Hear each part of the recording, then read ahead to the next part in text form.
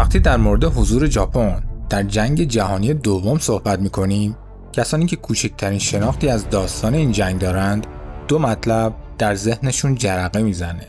مورد اول بمباران اتمی شهرهای هیروشیما و ناگازاکی ژاپن و دومین مورد خلبانان کامیکازه ژاپنی، خلبانانی که خود و هواپیمای حاملشون رو به سمت اهداف دشمن روونه می‌کردند. در این ویدیو قرار با هم داستان زندگی خلبانان کامیکازه رو یا اصطلاحاً خلبان‌های یک بار مصرف ژاپنی رو بررسی کنیم. خلبانانی با ذهنیت یا آزادی یا مرگ.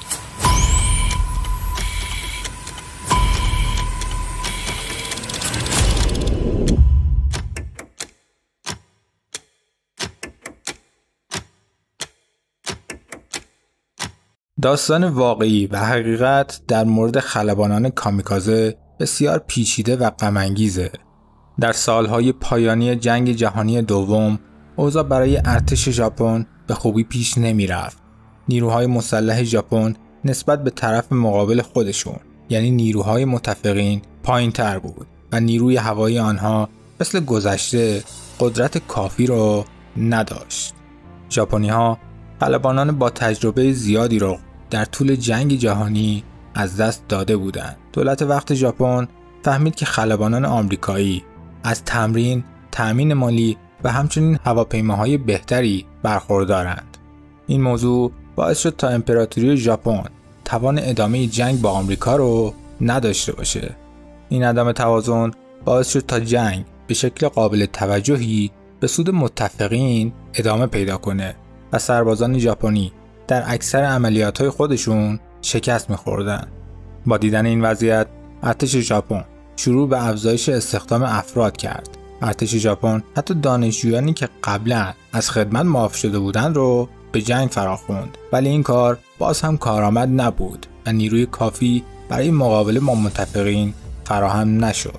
اما در پاییز 1943 امپراتوری ژاپن با رهبر هیروهیتو تصمیم گرفت که تاکتیک‌های جدیدی رو برای مقابله با دشمنان به کارگیری کنه. در سال 1944 نیروهای متفقین به آرامی برتری دریایی و هوایی خودشون رو در اقیانوس آرام به دست آوردند و یکی پس از دیگری جزایر ژاپن رو تصرف می‌کردند. نیروهای امپراتوری ژاپن در مقابل پیشروی نیروهای متفقین واحدهای ویژه‌ای رو احداث کردند. این واحدها برای دستیابی به اهداف مد نظرشون از سربازان انتحاری استفاده می‌کردند. این موضوع نشون داد که اوضاع جنگ برای ژاپن بسیار ناامید کننده است. ارتش ژاپن برای این اقدام موثر دفاعی خود در برابر نیروهای متفقین تا پایان جنگ متمرکز بود. خلبانان کامیکازه به یکی از شناخته شده ترین زیر مجموعه‌های نیروهای مسلح ژاپن تبدیل شدند. با این حال خودکشی آنها آنچنان هم منحصر به فرد نبود. خلبانان کامیکازه تنها بخشی از این واحدهای ویژه در سال 1942 بودند. واحد پشتیبانی یگانهای حمله ویژه در میان نیروهای زمینی مستقر بود. واحد پشتیبانی شامل گروه کوچکی از سربازان بود که به خطرناکترین مأموریت‌های جنگی در شب اعزام می‌شدند تا با استفاده از تاکتیک ضربه و فرار به پایگاه‌های دشمن آسیب زیادی وارد کنند یا اونها رو به طور کامل منهدم کنند. زیردریایی انتحاری نیز یکی دیگه از نیروهای ویژه محسوب شد. در این نیرو یک مرد هدایت یک زیردریایی رو بر عهده می‌گرفت و اون رو به سمت کشتی دشمن هدایت می‌کرد. به محض تماس زیردریایی با کشتی دشمن، زیردریایی منفجر و کشتی غرق می‌شد. همچنین قایق‌های انتحاری با اهداف مشابهی نیز در ارتش وجود داشتند. با نزدیک شدن به پایان جنگ، ناامیدی ژاپنی‌ها به اوج خودش رسیده بود و مأموریت‌های انتحاری به شدت زیاد شده بودند. گاهی اوقات سربازان ژاپنی با پوشیدن لباس‌های غواصی با مین‌های انفجاری متصل به چوب بامبو به زیر کشتی‌های نیروهای متفقین ضربه می‌زدند تا اونها رو غرق کنند. نیروی زمینی ژاپن نیز سربازان مشابهی داشت. این سربازان با متصل کردن مواد منفجره به خودشون زیر چاله‌ها مخفی می‌شدند تا با عبور تانک‌ها منفجر بشن. واحدهای حمله ویژه برای ایجاد تخریب بیشتر با استفاده از حداقل هزینه و نیروی انسانی ایجاد شده بود. ارتش ژاپن برای دستیابی به این هدف وسایل حمل و نقل جدیدی رو تولید کردند که به طور خاص برای این عملیات‌ها استفاده می‌شدند. برای مثال قایق‌های انتحاری کوچیکی که برای غرق کردن کشتی‌های متفقین طراحی شده بود، به طور کامل از چوب ساخته شده بودند و فقط یک نفر هدایت اونها رو بر عهده داشت. روی این قایق‌ها از یک موتور قدیمی تویوتا استفاده می‌شد. با این کار هم فضای کافی برای کار گذاشتن مواد منفجره فراهم می‌شد و هم هزینه ساخت قایق به شدت پایین می‌آمد. در ادامه جنگ یک سری هواپیمای مخصوص برای خلبانان کامیکازه ساخته شد. نام این هواپیما اوکا بود، یک هواپیمای کوچک که حاوی چندین تن مواد منفجره در دماغه بود. این هواپیما به هواپیمای بزرگتر متصل می‌شد و اکثر قطعاتش از چوب ساخته شده بود. دلیل استفاده از چوب برای ساخت این وسیله این بود که نیازی به داشتن مقاومت نداشت. سرعت یا قدرت مانور هواپیمای اوکا به هواپیمای استاندارد شباهتی نداشت. ارتش ژاپن در کنار این هواپیماهای انتحاری از هواپیماهای بازنشسته نیز برای این اهداف استفاده می‌کرد، با این تفاوت که اونها تمام امکانات رادیویی و تسلیحاتی رو از هواپیماهای قدیمی خارج و مواد منفجره رو جایگزین می‌کردند. یک افسانه در مورد خلبانان کامیکازه وجود داره. اون هم اینه که آنها انسان‌های با تعصب و غیرعادی بودند. ارتش ژاپن برای کوباندن این هواپیماها به کشتی‌های متفقین فقط به یک سری سرباز انتحاری نیاز داشت. اما صادقانه بگیم که این تمام حقیقت ماجرا نبود. ارتش ژاپن شروع به استخدام خلبانان کامیکازه از میان افرادی کرد که تنها قسمتی از آموزش خلبانی رو گذرانده بودند. تا سال 1945 نیمه دوم آموزش پرواز به طور کامل از دستورالعمل آموزشی خلبانی ارتش ژاپن حذف شد. در مقایسه با سایر تاکتیک‌های عملیاتی، مأموریت‌های انتحاری، دانش یا تجربه کمتری نیاز دارند، اما خلبانان کامیکازه باید آموزش‌های عملی متفاوت‌تری رو می‌دیدند. اونا باید آمادگی لازم رو برای مقابله با شرایط غیر استاندارد مثل نیروی گرانش در زمانی که توسط هواپیماهای دیگه پرتاب میشن رو کسب می‌کردند. این یک موقعیت عادی نبود. با وجود اینکه این هواپیماهای انتحاری توسط هواپیماهای دیگه حمل می‌شدند، خلبانان کامیکازه باید تسلط کافی برای اداره کردن این هواپیماها رو پیدا می‌کردند. امپراتوری ژاپن استخدام خلبانان کامیکازه رو از میان مردم داوطلب انجام میداد و به آنها یک فرم برای حق انتخاب میداد. اما سوال اصلی اینجاست که آیا اصلاً حق انتخابی برای این داوطلبا وجود داشت؟ داستان‌های جمع‌آوری شده توسط گارد امنیتی و اخبار ملی ژاپن از خلبانانی که در حال آموزش برای خدمت به عنوان خلبان کامیکازه بودند این حقایق رو نشون میده. فرمی که در مقابل داوطلبی قرار می‌گرفت یک کاغذ خالی بود که تنها 3 گزینه برای انتخاب داشت. گزینه اول: من می‌خواهم یک خلبان کامیکازه شوم. گزینه دوم: من می‌خواهم ملحق شوم و گزینه سوم: من نمی‌خواهم ملحق شوم. به افراد داوطلب تنها 5 دقیقه فرصت تصمیم گیری داده می‌شد. آنها یا این پیشنهاد رو رد می‌کردند یا به فرمانده خودشون اجازه تصمیم گیری می‌دادند. در واقع این گزینه‌ها جوری طراحی شده بود که با توجه به فرهنگی که در اون زمان در ژاپن مرسوم بود، هیچکس گزینه من نمی‌خواهم ملحق شوم رو انتخاب نمی‌کرد. به نوعی انتخاب این گزینه باعث از بین رفتن آبرو و اعتبار شخص می‌شد. در یک بررسی صورت گرفته از جانب BBC اشاره شد که خلبانان گاهی اوقات در یک گروه بزرگ دور هم جمع می‌شدند و از داوطلبان دعوت می‌کردند. در نگاه اول درست بود. این یک تصمیم کاملا دموکراتیک بود، اما در حقیقت تنها یک گزینه وجود داشت. در ادامه از تمامی سربازان دعوت شد تا داوطلبانه به خلبانان کامیکازه بپیوندند. با این اوصاف اکثر داوطلبا متوجه شدند که حتی وقتی 3 گزینه وجود داره فقط یک گزینه درسته.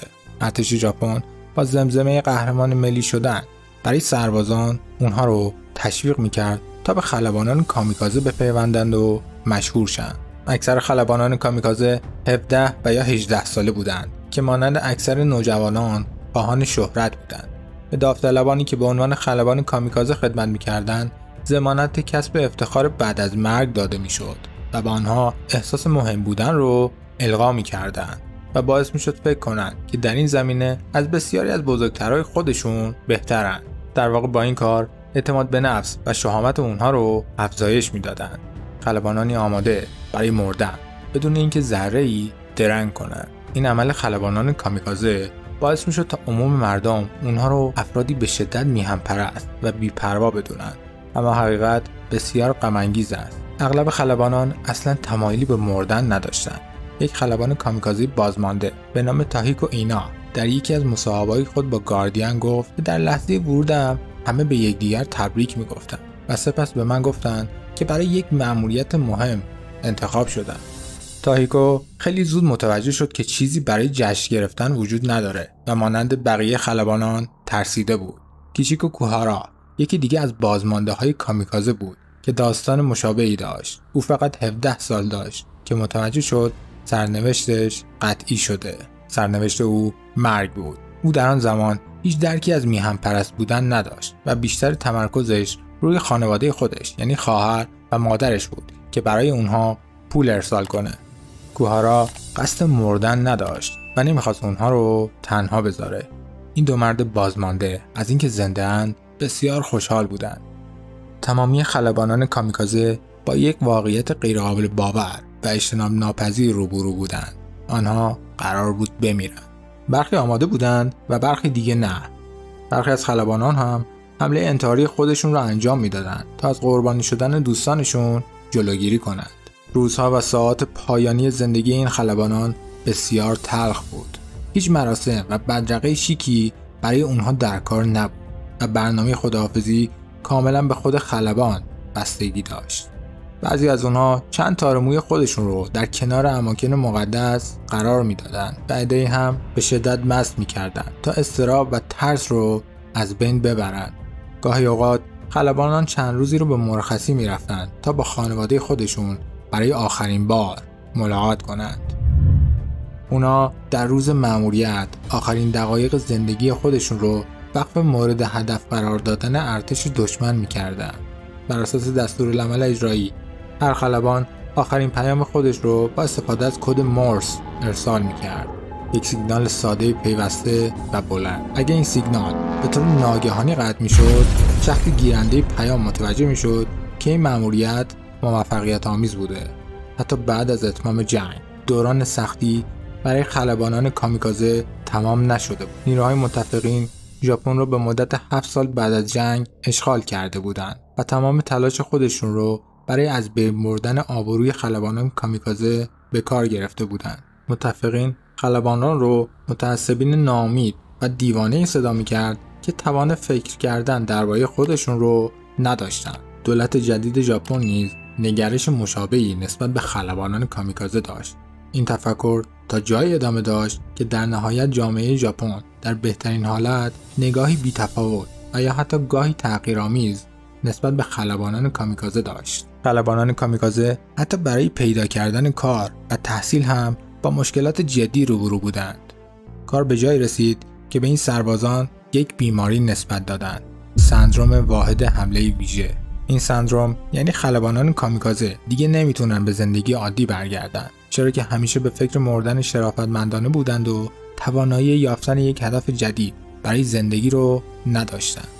عده‌ای از جوانان ژاپنی با گذشت سالهای زیاد از جنگ بر این باورند که خلبانان کامیکازه احمق بودند. حتی در کشور آمریکا از کلمه کامیکازه برای انسان احمق و بی‌پروا استفاده میشه. خلبانان کامیکازه اغلب با تروریست‌ها مقایسه میشن، با این تفاوت که تروریست‌ها اهدافی غیر نظامی دارند، در حالی که اهداف خلبانان کامیکازه و تمامی یگانهای حمله ویژه کاملا نظامی بود. خیلی‌ها بر این باورند که به دلیل جنگ آنها باید کاری را انجام میدادند که مجبور بودند. در واقع انتخابی وجود نداشت. در طول جنگ تبلیغات ناسیونالیست ژاپنی اطمینان یافت که خلبانان کامیکازه قهرمان در نظر گرفته میشن. در سال 1952 اونا میخواستن که بیزاری که پس از اشغال متفقین نسبت به خلبانان کامیکازه باقی مانده بود رو تغییر بدن. اقدام خلبانان شرم‌آور نبود و به هیچ وجه جنایتکارانه نبود. در دهه 1970 تا 1990 این دیدگاه دوام آورد و بار دیگر خلبان‌ها قهرمان ملی لقب گرفتند. این دیدگاه هنوز در ژاپن باقی مانده و اکثر مردم ژاپن همیشه با چشمانی اشکبار از خلبانان مرده یاد می‌کنند. امیدوارم از دیدن این قسمت لذت برده باشید. لطفاً با لایک و سابسکرایب از ما حمایت کنید. هر لایک شما باعث دلگرمی ما و آسون شدن ادامه مسیر میشه. تا ویدئوی بعدی، خدا نگهدار.